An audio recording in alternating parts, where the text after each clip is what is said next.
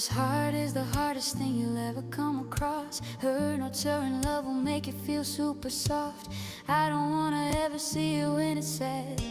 I can't stand the thought of seeing a mother sad. When they took her kids, it tore her apart. For the first time in her life, she was absent of heart. Not knowing where to turn, she buried her head. Is she alive or is she dead? This mama choices she had to make. This was hard for her to do, just to stay awake. Her heart was crumbled, felt no more. Then she heard a loud knock on her door. Sam knows what it's like to be destroyed. It's a feeling that hides behind a noise. She recognizes that you need help. Sam brought you some love for you to feel. She will pick you up, so here's the deal. The first step you must trust is a must. My name is Sam, and me you must trust. Now we can start this journey. Take a breath and wipe away your tears. Make sure now you're all ears. You need to hear the sound of your heart, so you know you're doing your part. Sam's healing journey is for all in pain. She is doing the stuff till she's no longer shamed. She holds her children in her heart. She misses them so much, just like you. Sam does what she needs to do. She's giving up her pain to stand by you. Make sure you listen to what she says. She's truly helping you instead. Together we will all get a bit better. Do what you love, maybe knit a sweater. We all need to heal the way we can. So join this healing journey with Sam. We've got the love, we need it. Sam's got the heart, you'll feel it. Let's heal together.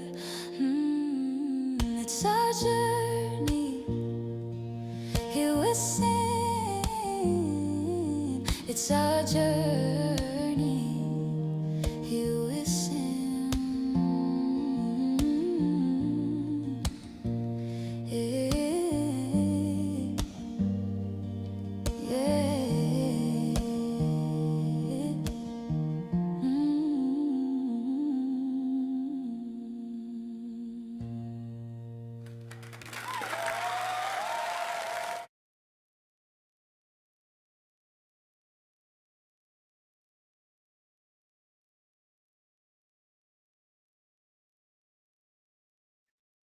Hello, Chris. Welcome.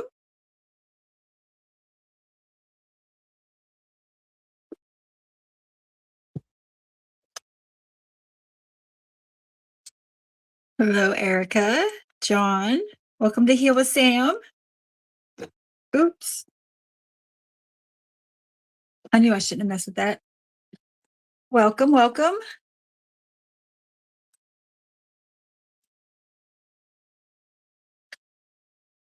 Sorry, I'm having phone difficulty. We'll just go with that. Okay. Hi. Happy Saturday night to y'all. Today's topic is sharing your story. And whatever you may have to bring to this space that you are struggling with or has been weighing on your heart or mind. Any questions? This space is for the viewers. It's not for me, it's for y'all, us. I'm here for y'all. I always start with a feeling word, and I was going to show you the feeling wheel. I know you can't read it, but it looks like that. And I'm going to tell you why that's important in just a second. And here's an example, because I know you couldn't read that, but when you start in the center where it's small, there's fear, anger, love. I'm going to choose empowered. And then as it expands, you get more choices, like confident, courageous, solid, secure, spontaneous. grounded, resilient. There's a bunch. I'm not going to read them all. Open-minded, peaceful, um spunky. I see spunky was under joy. I like spunky. I'm going to choose spunky and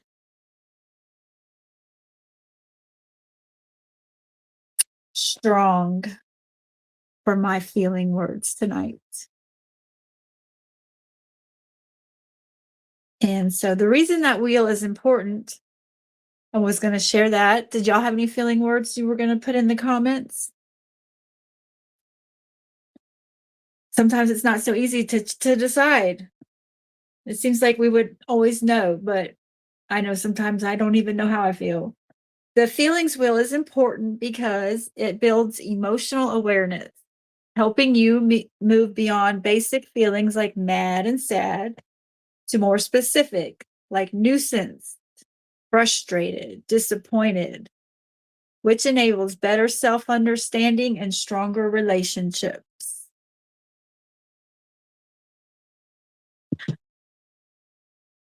Frustrated. Ooh, that's in the mad category.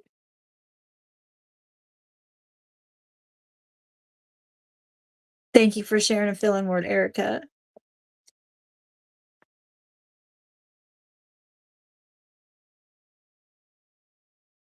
I always try to give a positive word, but sometimes it's just not possible. When anybody has dealt with CPS, I think frustrated is a pretty common feeling, and violated. Violated is definitely mad. Yep. I don't know if your words have to do with CPS, but those are common ones for CPS. I never hear someone who's dealt with CPS say they felt motivated or supported. Never, ever have heard anybody say that. That's the way it should be, but it's not, as you know.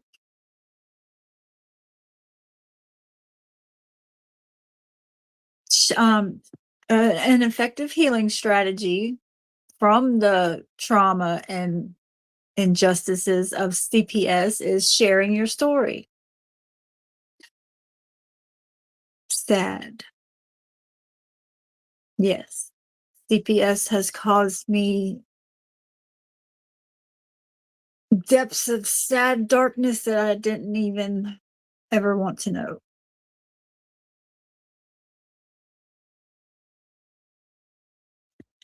Um, gosh, everybody's in a well, thank you for sharing and identifying your feeling. I do appreciate that. Fresh work. Work is frustrating today.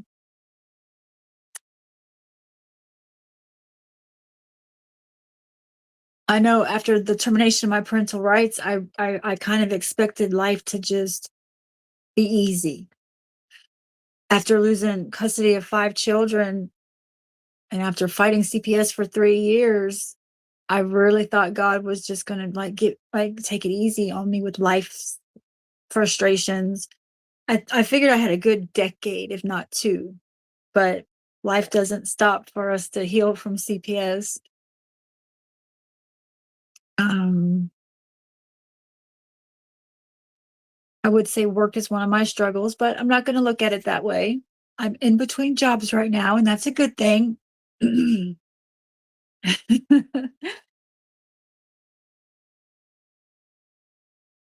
Take your grandkids and not think twice about it. Mm. In my story,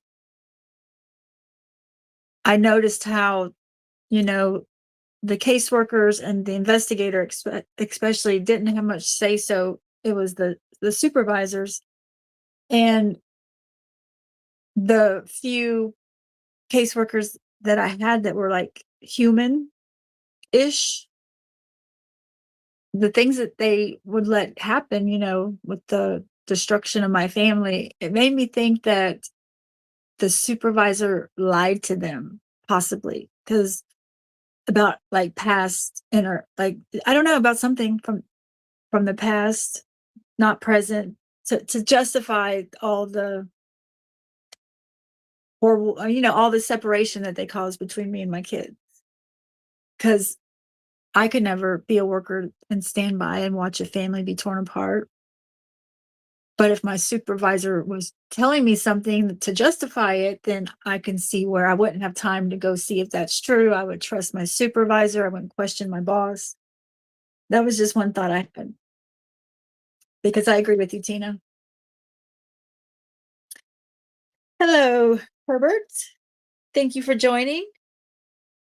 I am fixing to play the very first video I ever posted. I wanted to talk about the effective healing strategy for sharing your story. It does a lot of things for a parent. It empowers you. CPS, they bring you down and then they kick you when you're down, and they leave you feeling so powerless and insignificant and abused and violated. And so when you speak your truth and share your story, you really do gain your power back. And so sharing your story empowers you. It inspires others to do the same. It helps others who are going through the same or something similar. It spreads awareness for those who have never gone through it, but the topic is children. The victim is children. So it's something, it's an experience, it's a reality that everybody needs to know. I think it's the biggest crisis in our country. That's my opinion, but sharing your story, it does a lot of really great, positive, effective things. So here comes my first. I'm not going to show the whole thing. I'm just going to show the very beginning of the first time I had to press post. I was so scared.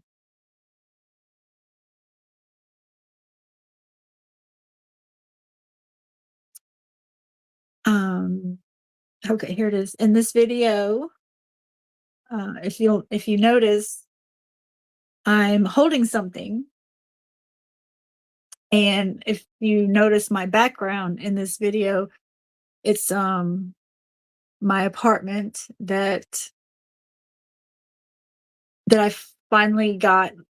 It took me 3 years with my case plan, because getting my own place was something I had never done. I had always depended on a man, and independence was something that I had never experienced. And so having my own home was part of my case plan, and it took me 3 years.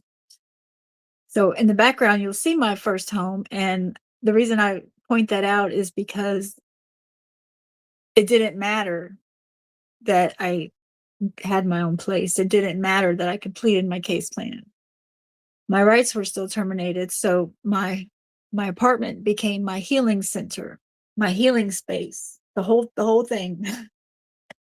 And it was filled with things that make me feel better, like flowers and my favorite colors, and it had positive affirmations everywhere.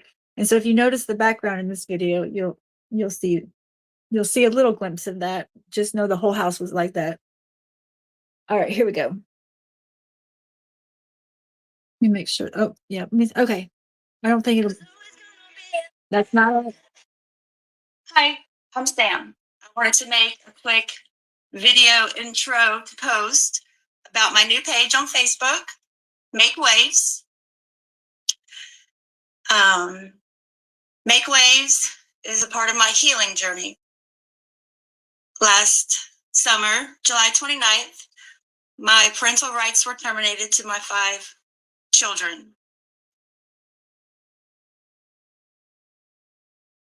So I endured a tremendous trauma, and I started stuttering. I paused. Like, it was the first time that I had ever said that out loud.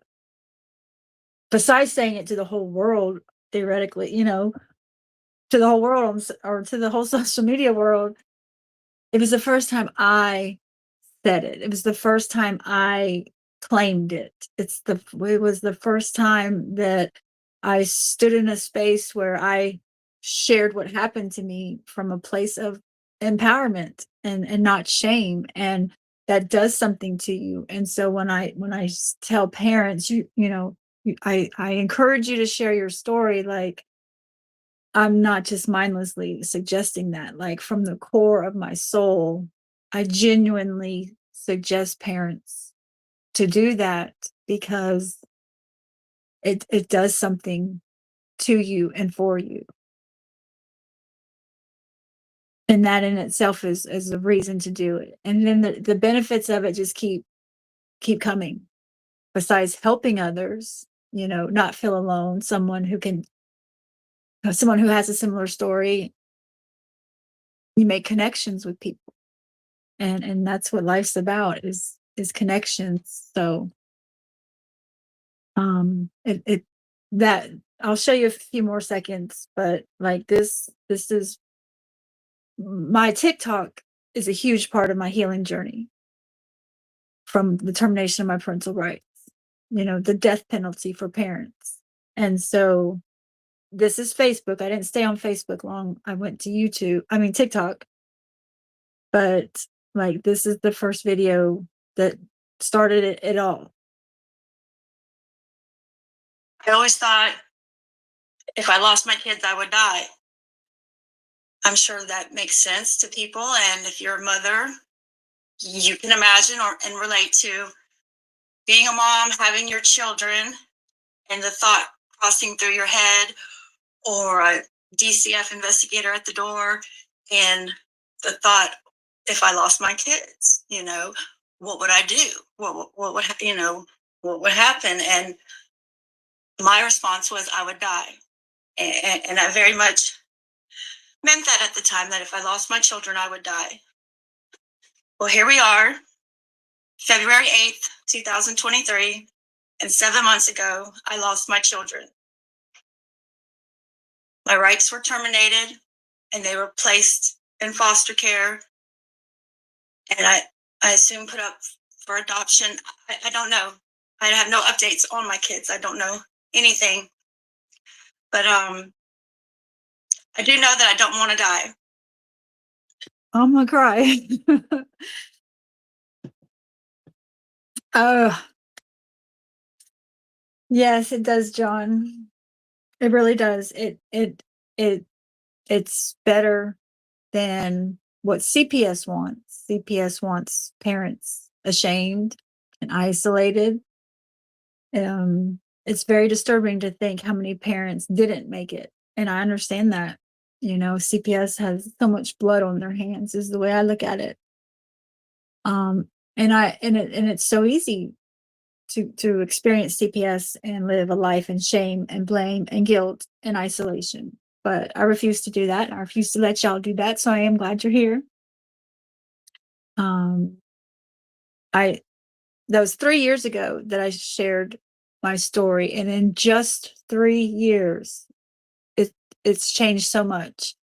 When I went to TikTok shortly after that video, like 2 months later, I left Facebook for TikTok. Facebook was a little judgmental and harsh. TikTok wasn't. And I was one of the first moms to share my story on TikTok. And now when I open my TikTok, there's so many moms sharing their story, and that makes me so happy. So like there's been so much change in just 3 years. And I am hopeful for the future of the system and legislation and parents reunifying and parents, having children removed at all ever, and parents healing and speaking out. I'm very hopeful.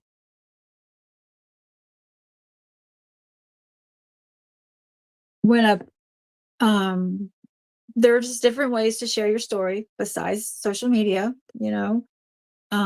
When a person chooses social media, they're going to face negative comments. You have to just you know that, be prepared for that. In the very beginning, it may not be the best time if you don't feel ready to face the scrutiny of people who don't know what the hell they're talking about. But also know that most people are going to have to step out of their comfort zone. Like, you're never going to wake up one day, most likely, and say, I want to share my most horrific, traumatizing, embarrassing, story with the world. Like, you're probably never going to wake up and feel that. So, um, I did step out of my comfort zone, and it was scary. In that video I just showed you, I was scared. I guess I don't know, you probably couldn't see it, but I was holding a squishmallow. I love squishmallows. They're the best. Um, I was holding it, hugging it. The, the material that they're made of is scientifically proven to reduce stress and anxiety. So I was holding on to that beaver squishmallow for dear life. I still have them on my bed. I love them. And I was really scared, but it was really empowering.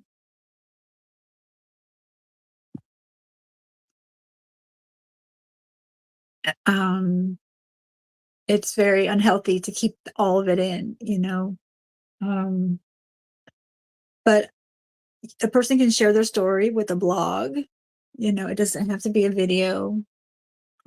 It doesn't have to be social media, but in whichever way, and I don't want to say that feels comfortable to you, because I do encourage you to step out of your comfort zone, because I did this 6 months after my TPR.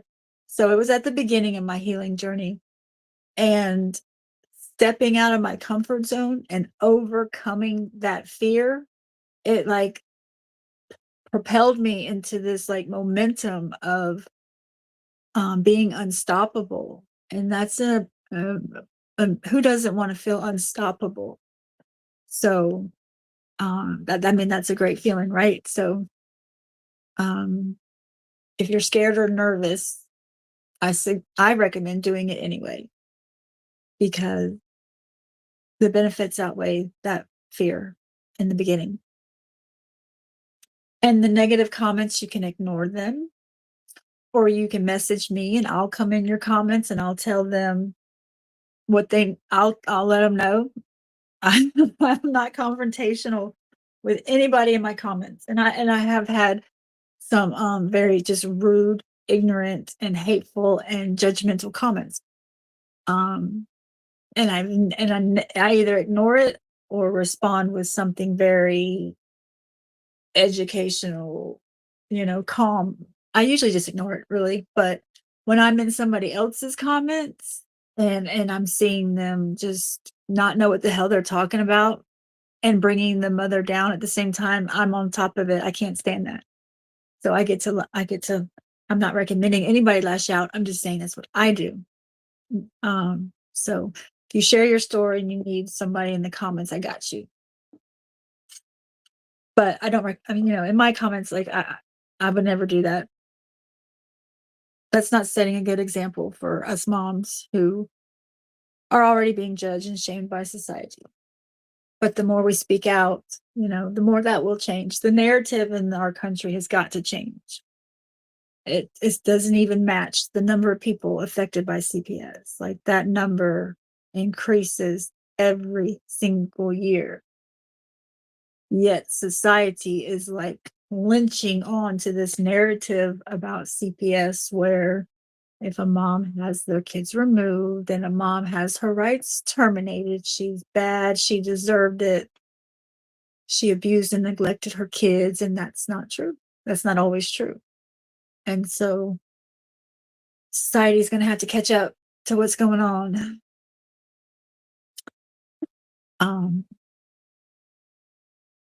I've always had compassion for the people who just don't know, and so they judge and they shame and they lash out and they're rude. But I think my patience with them is maxed out, because, like, I mean, CPS don't even deny being corrupt. So, like, what society's holding on to is fear that it could happen to them. And I gently try to tell people on my TikTok that it can happen to you. So I love squishmallows too. I could talk about squishmallows for an hour. I'm not, but I could. Um, what does my oldest son think about what I'm doing? I don't tell my family what I'm doing. Um, my oldest son knows I'm helping others. That's the extent of what I share with my family. My family's weird, but I think that's kind of normal. Um, I don't know. Yeah, I would love to say that he knows and that he's proud of me, but he's my son, and so it's kind of like cringe for kids, I think. I think at least for my son it would be, "Mom, what are you doing? Why?" But um he my oldest son next he lives next door. He It was a couple of years ago now, but he was like, "How are you getting through this?" You know, I mean, he lost his half siblings, but I lost my children, and I told him by helping people, by helping others, and so that's all he knows. Thank you for asking, Miss Debbie. I am very blessed to have two older boys who were never affected by the system. CPS kept knocking on my door, and I was like, "Whoa."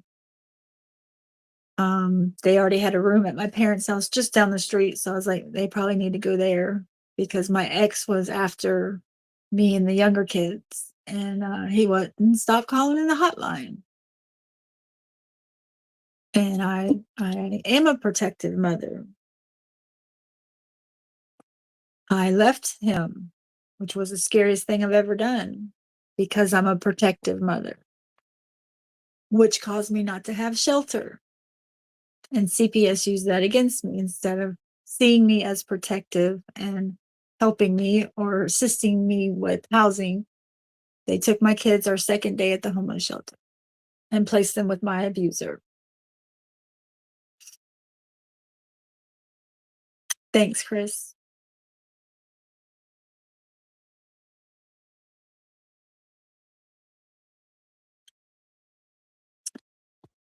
I have two very good, smart, handsome boys next door. And when I say good, I mean good. And I used to take all the credit for that, but really, truly, it's God because they're so good. Like they're only 14 months apart. They're 23 and 22 years old right now, and they've never fought. They've never been in a fight. They've never fist fought. They've never acted a fool. I've never had to split them up. They've never like screamed at each other. Like they're just good kids. And so I'm very grateful.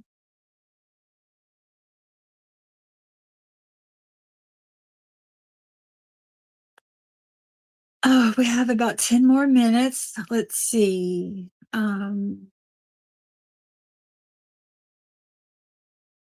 I had I had something else. Does anybody have anything else?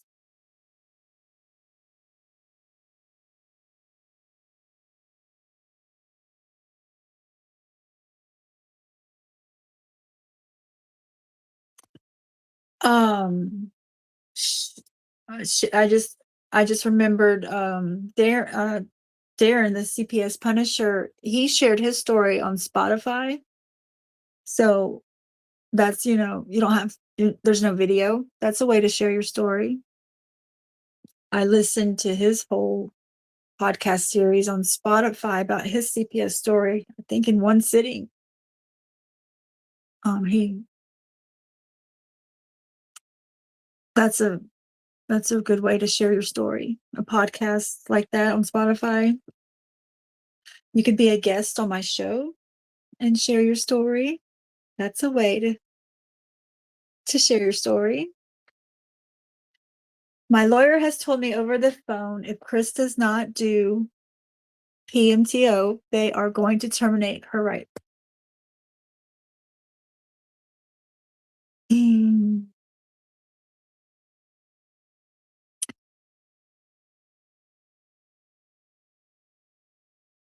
I'm sorry. That little boy needs to be home with his mom and grandma more than anything in this world. And I know it is tough, and that's probably why Chris wrote sad today in her feel for her feeling word. Do I know a couple places? Drug test is a hotel.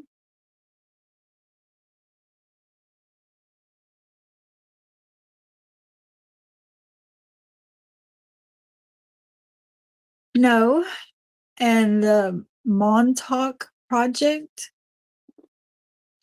I'm gonna write that down.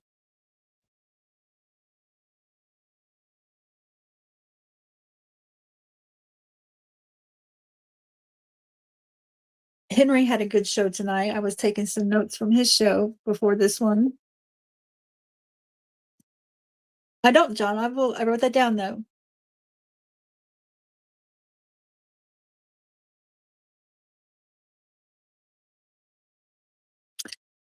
I was watching a video today, which is something I knew that CPS targeted its people, who receive benefits, people in poverty. But this video, the way the woman explained it, like made it really hit home for me how if a child is receiving Medicare, Medicaid, or food stamps, then their time in foster care is not only paid for, but the state receives money, which I knew that, but the way she was explaining it was how I never thought of the flip side of that. Well, what if a child removed doesn't receive Medicaid or food stamps? I never thought about that. Well, the state would have to pay for it. CPS would have to pay for it, not the federal government. And it was an eye opener for me. I never thought about the flip side. So it's definitely an injustice to people struggling. Places that do drug tests at hotels is crazy. They take when they don't have a place for the foster children. I think it's the older ones, but they put them in a hotel and then have somebody around the clock just like sitting outside the door or something. That is insane to me. Um, I learned that drug tests are only supposed to be done by someone who is appropriate to administer a drug test at their certain designated facility. I know I had a false positive drug test, and when I was talking to my caseworker about it, she said, "Well, um, it's summertime in Florida, and the drug test she keeps in her car, and it can cause the heat can cause a false positive." And then, I mean, she's saying this to me just as casual as can be, and I'm very upset about a false positive, and I'm talking to her about it because, it should have said negative, and then her reasoning made sense. The heat in a car locked up in Florida, like, that makes sense, but why aren't you doing anything about it? Or why are you still storing them in your hot car? You know, that blew my mind. But, they're not even supposed to administer drug tests in our homes or at their office, I'm pretty sure. So a hotel, that's a whole new level of wow. That's crazy. Hotels are, they scare me nowadays.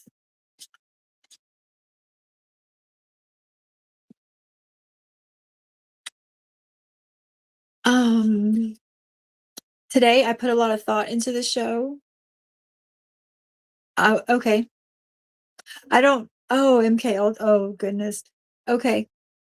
I'm not sure if I'll be able to get Yes, I can. Okay, thank you, John. I put a lot of thought into this show today because I really want I want viewers. I want people to get something out of each show. I want um a flow. So I am working on that. I need like it's closing time, and I want something to close with that's like profound or something.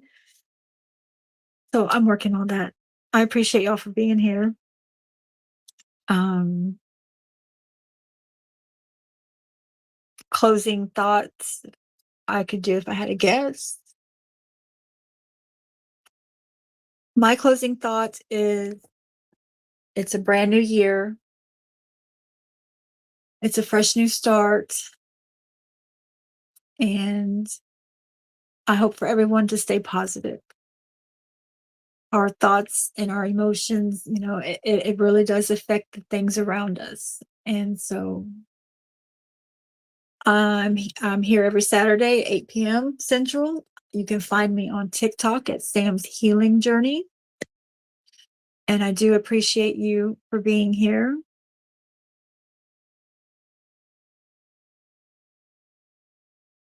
That's sweet, Chris. It feels so good to be called mom. All right, Danielle, that's all I got for tonight.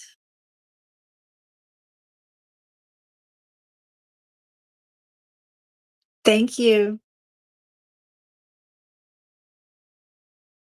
Parents who've lost time with their children carry a unique kind of pain. This is Heal with Sam. This space is for parents healing from CPS trauma and ambiguous grief. Dealing with CPS is the hardest thing a loving parent can be forced to do. In a system that isn't designed to protect, but to profit, it can feel like you're going crazy. Join me in a conversation of self-discovery tools, self-care strategies, and empowerment techniques to help you overcome the challenges of life without your children, heal from trauma, gain clarity, and strength.